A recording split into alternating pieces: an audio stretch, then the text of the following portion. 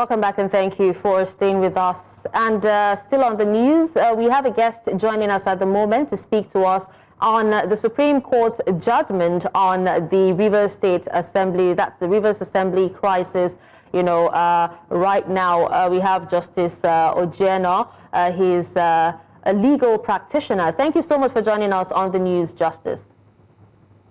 It's our pleasure to join you. Good afternoon. Good afternoon. All right, so please can you go ahead and give us your own view or perspective on the crisis or the appeal, that's the judgment delivered by the Supreme Court on the Rivers State crisis at the moment? Okay, for me, at this stage, we usually have to say that what lawyers say is whether you like it or not, a decision has been delivered. You have to take it. If you are not satisfied this time, you have to actually go to God. So based on what has been decided so far, I feel that the Supreme Court stood on very, very strong grounds and firm terrain. We call it terra firma in law in coming to its decision on the fact of the few number of persons that passed the budgets and the fact that they didn't constitute a quorum, and the overriding decision to tell the CBN to actually not pay to the River State governors to the River State government as apparently constituted because of the position and the state of the budget that was passed before, the number of legislators that it was passed before. I feel that there is now nothing that we can possibly do on the matter, and just like Mr. Olapade also said, Lagos State too is forming up to start doing things like that. So I feel that what generally this Supreme Court decision on this matter has settled now is that quorum is very, very important. No matter what happens to other legislators, for example, whether they cross-carpeted or anything like that, it must have been established that they have cross-carpeted before you can present a budget or present any legal decision before a very, very tiny and minuscule number of legislators in the name of presenting to the properly constituted representatives of the people before it can become a law or before a budget can be passed, even though we also know that a budget too, a passed budget, in essence, is a law. All right, Justice. Now, the courts actually, you talked about, the court, that Supreme Court standing on business, right? Now, the court also ruled that the CBN and all financial institutions should stop paying any money accrued to the Rivers State government. Now, how do you think it's going to affect, governance and also leadership in the state? Okay, for me, I think that it is very, very, very, very unfortunate. Money, especially federal money, in our own democracy, in our type of democracy, federal money is the lifeblood of all states. Almost all states are practically not viable. So with this judgment, if money is not paid directly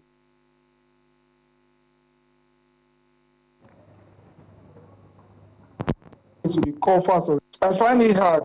I find it hard to be able to believe that it will be possible for the state to run effectively and efficiently. Even though the president, when he was the governor of Lagos State, he was lucky to have been able to at least run the state on a minimalist budget without that much of federal support.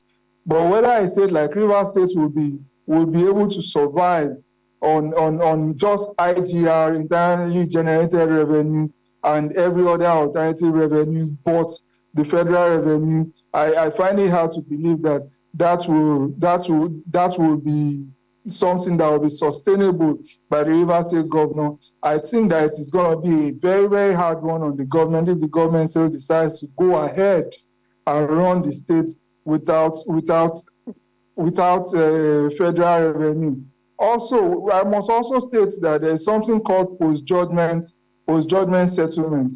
Rather than enforce the judgment of the Supreme Court or the Court of Appeal judgment or even a High Court judgment, sometimes parties come together and see how else they can try to resolve the matter when they know that the enforcement of the judgment of the courts may be very, very hard, despite the fact that the judgment of the court is non-negotiable. They can still go back and still see how they can still resolve matters independent of the judgment of the court. But whether this kind of judgment is one that is enforceable in that manner, or the parties will even be willing to come together to have a post-judgment enforcement arrangement or post-judgment settlement or negotiation. Well, Justice, we're still speaking on this judgment now. I would love to hear your legal perspective on this, and talking about cutting off, that's the court cutting off or telling institutions to stop paying money, to the government. Does this amount to a constitutional crisis, considering that, the governor has actually been running budgets all year? Okay, sometimes we usually say that a judge doesn't give a judgment on something that's already concluded. An injunction doesn't come, or a judgment doesn't come on what is no longer enforceable, because a court must not give its judgment in vain. So with respect to the things that are already impossible to retract or retrace, I think that it may not apply. So with respect to going forward, I think that now the CBN and all other financial institutions are bound by the judgment of the Supreme Court, because pursuant to the judicial powers given to the Supreme Court in Section 6 of our Constitution, every person or institution or even government are bound by the decision of the Supreme Court. So I feel that with respect to implementation, it is only what can be salvaged, or things that are what we call in future, that can be bound. But everything that has already been done that is impossible to retract or to be made undone, those ones, I think that they are, in a manner of speaking, just gone with the wind, and they are not reversible. Okay. Well, thank you so much, Justice, for your time and for speaking to us. It's my pleasure.